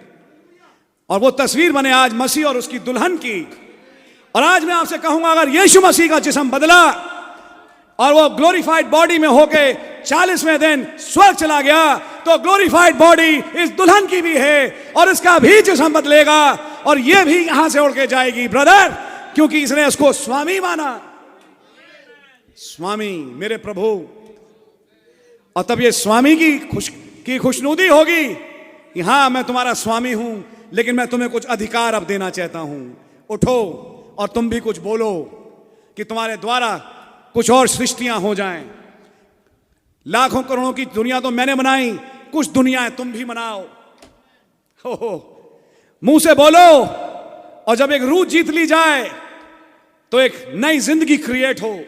यह अधिकार मैं तुम्हें देता हूं। खुदा ने पैदाइश का अधिकार एक स्त्री को दिया। क्या सच्चाई है? नबी ने यह कहा, जो औरत अपने पति को रिफ्यूज करे एक बच्चा, वो उसकी पत्नी कहलाने के लायक नहीं। हम शादी करेंगे, लेकिन देखो शादी के बाद हम लोग जैसे हैं वैसे ही रहेंगे। मैं दुनिया की बातें रख रहा हूं आपके सामने। नबी ने कहा वो कुत्ते बिल्ली पाल सकते हैं, सारी बातें आपने मैसेज में पढ़ी हैं, लेकिन बच्चा नहीं कर सकते। क्यों? मेरी फिगर बिगड़ जाएगी, फिर आप मुझसे प्यार करना छोड़ देंगे। नहीं, अगर सच्चा प्यार होगा तो और बढ़ेगा,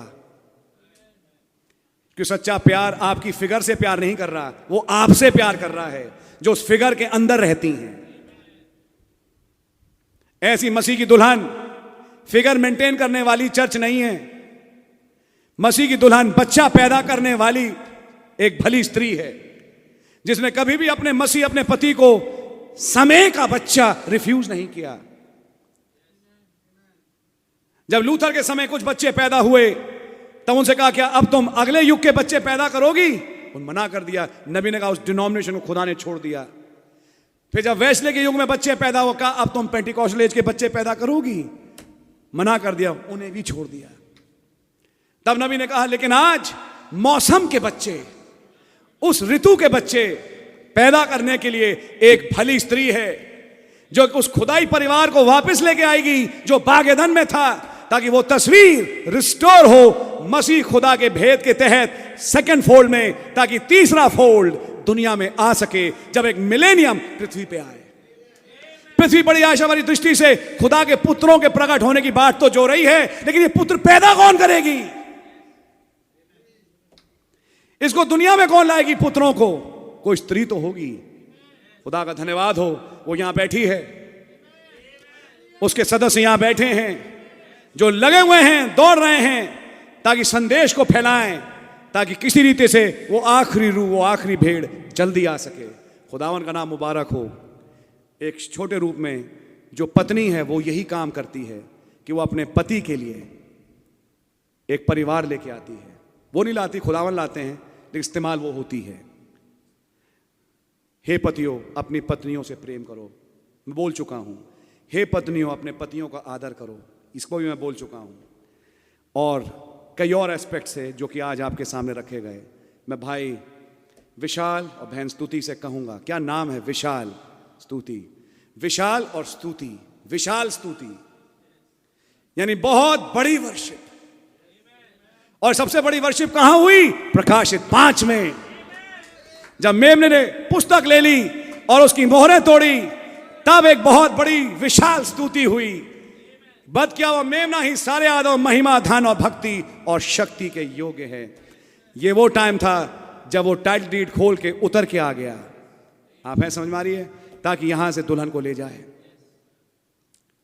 बहुत प्यारी डेटें चुनी बेटा तुम लोगों ने शादी की। क्या चुनी हमने ही, लेकिन डेट यही चुनी गई, 16 सितंबर। 4 दिन के बाद से एक 3 दिन की यात्रा है, जब एक गिलहरी मर गई और उसके बाद वो 7वीं फाख्ता आई और उसके बाद एक उड़ता हुआ उकाब दिखा। 3 दिन की यात्रा, मैं एक बार फिर एक सवारी कसूंगा। और वो तमाम बातें जिसको आप मैसेज में कई बार सुन चुके, उसी पर्टिकुलर सीजन में आज आपकी शादी हो रही है। अराउंड द टाइम जब नबी ने प्रचार किया पावर ऑफ ट्रांसफॉर्मेशन, रूपांतरण शक्ति, कैसे कियोस्क से निकाल के एक अदन बना दिया। और आज ये शादी एक छोटी सी प्रतिबिंब है, कैसे वो महान खुदा अपनी दुल्हन के साथ एक होके अब वापस कियोस्क से एक अदन फिर बना रहे हैं। इसी टाइम नबी ने प्रचार किया थर्स्ट। इसी टाइम डॉक्टर रेवंसवर्थ ने कहा तुम कभी ठीक नहीं हो सकते, कौए ने कहा। लेकिन फाख्ता ने कहा तुम ठीक हो चुके, तुम्हारी बीमारी जाती रही, तुम हमेशा के लिए ठीक हो। As a son of Abraham, I know that I'm healed and I'm going to ride this trail again. Oh my my my. वो जो कैटलीना पे घटा, यही था वो टाइम, यही था वो टाइम। 19 तारीख बहुत ही मुबारक दिन है। हमने जाने क्यों चुन ली भाई टाइटस, हम लोग बैठे डिस्कस कर रहे थे, फिर फाइनली बात यह आई कि 19 तारीख को रखते हैं बपतिस्मा में। तब ये सोचा नहीं था, लेकिन 19 तारीख सैटरडे, 20 तारीख संडे।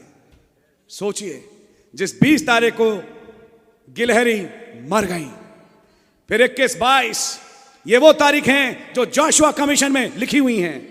20 सितंबर 1965, 7 अगस्त 1957 ये तारीखें दर्ज हैं। As I was with Moses, so I will be with you। Lockdown के बाद जो अप्रैल के बपतिस्मे थे वो शिफ्ट होके आ गए सितंबर में। कुछ शादियां जो अप्रैल में होनी थी वो खिसक के आ गई सितंबर में। सोच के देखिए ये सब क्यों हो रहा है, एक चिन्ह के वशीभूत। जब आप इस वक्त यहां बैठे, आपकी शादी हो रही है, इसी टाइम दुनिया में बर्बादी हो रही है। आइए मैं आपको एक और शादी दिखाऊं, इससे पहले मैं मीटिंग बंद करूं। एक और शादी हुई केवल 2-3 दिन के लिए। किसकी? हिटलर की। हिटलर ने शादी करी एक औरत से जिसका नाम था ईवा ब्राउन। और क्या शादी, कैसी शादी! केवल 3 दिन की शादी हुई बंकर में। और जो पढ़ने वाला प्रीस्ट था उसने ये भी पूछा, are you of Aryan race? कि मां अनिवार्य था हिटलर के लिए और ईवा ब्राउन के लिए कि वो आर्यन रेस को बिलोंग करें। ये था वो लव जो हिटलर और उसकी पत्नी का था। शादी हुई, उसके 2-3 दिन के बाद शादी हुई बर्बादी में। ऐसी भी शादियां हैं इतिहास की। और उसको बहुत बुरी बीमारी थी पार्किंसंस की। जब वो अपने डेज के लेटर पार्ट ऑफ लाइफ में आया, यूं यूं यूं यूं हाथ पीछे यूं यूं हिलता था, यूं बुरी तरीके से।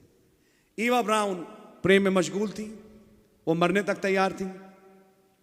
हिटलर की बहुत फेथफुल थी। शादी हो गई। उसके बाद 2-3 दिन के बाद उन्होंने कहा अब हम आपसे सबसे, मिस्टर गोबेल्स, मिस्टर गोरिंग और जितने भी आप अधिकारियां हैं, सबसे मैं अब अलविदा लेता हूं और मैं अपने आप को रिजाइन करता हूं अपने बंकर में। धम, दरवाजा बंद हुआ। सब सुनने के लिए कुछ हो तो नहीं रहा। थोड़ी देर के बाद 2 शॉट्स आए, धाड़ धाड़। और उसके बाद जब कमरा खोल के देखा गया, दोनों मरे पड़े हैं। यह थी हिटलर की शादी। 72 घंटे या कुछ घंटों के लिए। दुनिया में एक सबसे महान आदमी जो अपने देश में समझा जाता था, अपने युग का, जिसने दुनिया को हिला के रख दिया, लेकिन भरा हुआ दुष्ट आत्माओं से, उसकी शादी केवल कुछ घंटों की चली और मर के खत्म हो गया। आज इधर एक दूसरी शादी हो रही है, एक साधारण परिवार से एक भाई की, एक बहन की। ये हिटलर या रीगन या कोई तोप चीज यहां नहीं बैठे दुनिया के हिसाब से, लेकिन एक बहुत ही बड़ी तोप चीज बैठी है यहां पे, एक मसीह का बालक, एक मसीह की बेटी, जो एक बंकर में नहीं, एक चर्च में बैठ के अंगूठियां एक्सचेंज करके शादी विवाहित हुए। और क्या प्यारी बात हो कि अब गोलियों की आवाज ना आए, पर एक धमाका हो और ये बदल जाए कुछ ही दिनों के अंदर। मैं कुछ कह रहा हूं क्योंकि जिस समय में आ जाए हो रहा है, अब रैप्चर भी बहुत ज्यादा नजदीक है, कि जब एक दूसरे के साथ बात ही कर रहे हों सुबह 6 से 9 के बीच में, कि ये यहां से उड़ के ही चले जाएं। हम उस समय में आ चुके हैं। खुदावन का नाम मुबारक हो।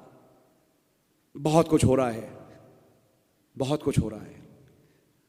It's moving very fast, very very fast. बहुत तेजी से चीजें चल रही हैं and it's coming to a close.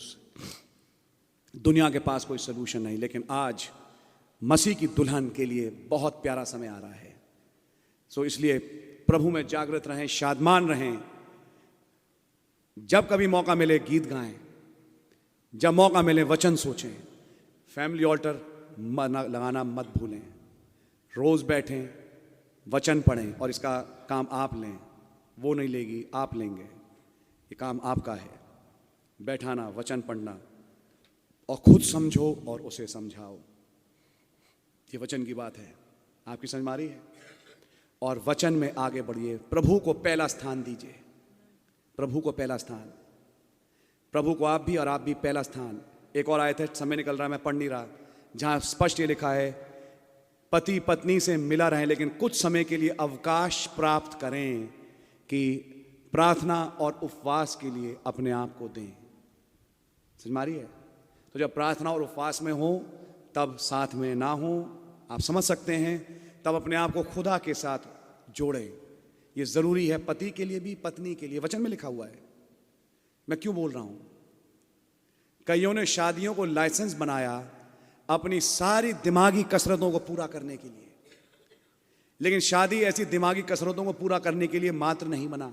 नहीं, शादी एक पवित्र ब्याह का बंधन है ताकि एक खुदाई परिवार पैदा हो सके। इसलिए अवकाश पाओ। बाइबल में यह भी लिखा है, अब जो शादीशुदा हैं ऐसा रहें जैसे शादी हुई नहीं। ऑफ कोर्स हर चीज का एक बैलेंस है। इसका एक उल्टा बैलेंस ये भी हो जाएगा कि फिर शादी हो गई लेकिन अलग अलग हैं, ऐसा भी नहीं। बात ये भी फरमाती है, फिर एक दूसरे के साथ वापस मिलें ताकि शैतान तुम्हारी परीक्षा ना करे। तो साथ रहना बहुत जरूरी है, बहुत ज्यादा जरूरी है, लेकिन थोड़ा सा अवकाश जरूर प्राप्त करें ताकि प्रार्थना उपवास के लिए टाइम निकालें। जब हम थर्सडे की फास्टिंग प्रेयर मीटिंग कुछ दिनों के बाद शुरू करेंगे, प्रभु ने चाह करेंगे, तो आपकी जब बारी आए आप यहां आए, उपवास रखें, प्रभु के साथ जीवन को जोड़ें। मैं बताना चाहता हूं बेटे, जो कईयों ने बरकतें 50 साल के बाद पाई, तुम 10 साल में ही ले लोगे अगर खुदा को पहला स्थान दोगे। फैमिली ऑल्टर कभी मत भूलना, चाहे कुछ हो जाए, बैठना है साथ, बाइबल पढ़नी है, दुआ करनी है। आप समझ रहे हैं? ये तमाम चीज़ें मैं आपको भी बोल रहा हूँ, आप सबसे भी बोल रहा हूँ। Any how, God really bless you. आप लोग यहाँ इतनी देर बैठे, पेशेंटली आपने मैसेज सुना, गॉड रियली ब्लेस यू। आइए अपनी एक छोटी सी दुआ करेंगे और आज इस मैसेज को बंद करेंगे। प्रभु यीशु मसीह, बड़ा धन्यवाद हो कि आपने आज एक बहुत प्यारा दिन दिया, जबकि एक शादी हमारे बीच में संपन्न हुई, भाई विशाल और बहन स्तुति की। खुदा जिन्हें आपने जोड़ा उन्हें कोई अलहदा ना करे, वरन वो प्रेम जो आपके अंदर था अपनी दुल्हन के प्रति, वो भाई विशाल में प्रकट हो अपनी पत्नी स्तुति के, और स्तुति के अंदर अपने पति के लिए इज्जत जो कि वचन के अनुसार है बनी रहे। विनती और प्रार्थना है खुदावन, जैसा आज हमने देखा शुरुआती फेजेस में कि ये शादी मजाक नहीं, बपतिस्मा मजाक नहीं। ओ खुदावन रहम करें, कि इसकी महत्ता को समझते हुए हर जीवन जो यहाँ बैठा है चल सके। भाई विशाल, बहन स्तुति आपकी ओर से आशीष पाएं। आगामी कार्यक्रमों में भी आपकी बड़ी बरकत और आशीष हो। सारा गाना बजाना, खाना पीना सब आपकी ओर से आशीषित हो। ब्रदर तेजपाल, भाई सुनील डेविड के परिवार आपकी ओर से आशीषित हों और आपकी बरकतों से भर दी जाएं। अब्राहम की आशीषें भाई विशाल और बहन स्तुति को मिलें और दुआ है खुदावंद यीशु मसीह की आपकी मौजूदगी से भर दिए जाएं। आपका धन्यवाद हो इस ग्रेस में जिसमें आप लिए चल रहे हैं। ओह खुदा, धन्यवाद हो। ये सच में पैराडॉक्स और ग्रेस का ही पीरियड था। वो सितंबर का महीना हम कभी भूल नहीं सकते, जब एंजल ऑफ द लॉर्ड पहली बार भाई ब्रैनम से वर्ल्ड में मिला। वही सितंबर का महीना लॉर्ड जब गिलहरी मर गई, जो मेयोस क्लिनिक के लिए देखा गया सब खत्म, वो 42 चेंज खत्म हो गए और अब 7वीं फाख्ता दिखाई दी। ऐसे मौसम में जब ये शादी होती है, इनके जीवनों से वो गिलहरी पुरानी मर जाए और वो 7वीं फाख्ता इस परिवार की भी अगुवाई करे रैप्चर में, और ये वो उड़ते हुए उकाब बन जाएं जो संदेश को लेके दुनिया के छोर तक जा सके। आपकी आशीषें इनमें पैवस्त कर दी जाएं। जितने आए भाई बहन हैं सबको बड़ी बरकत और आशीष दें। सभा को यहीं समाप्त करते हुए प्रभु यीशु मसीह के नाम से दुआ मांगते हैं, आमीन। Thank you Lord, praise the Lord. आइए हम लोग सब खड़े होंगे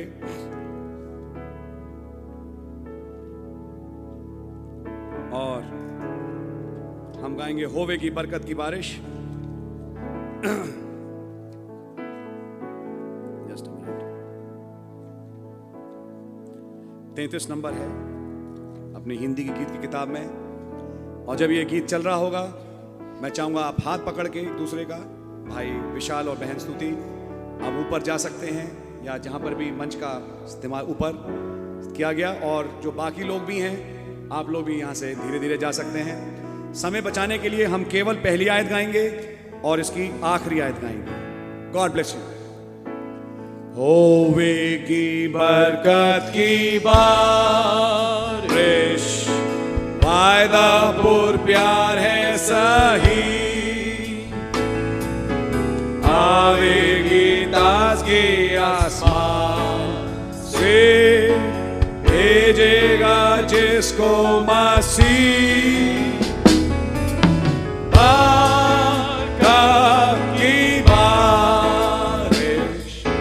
बरकत की बारिश भरपूर, रहम की बूंदे टपकती,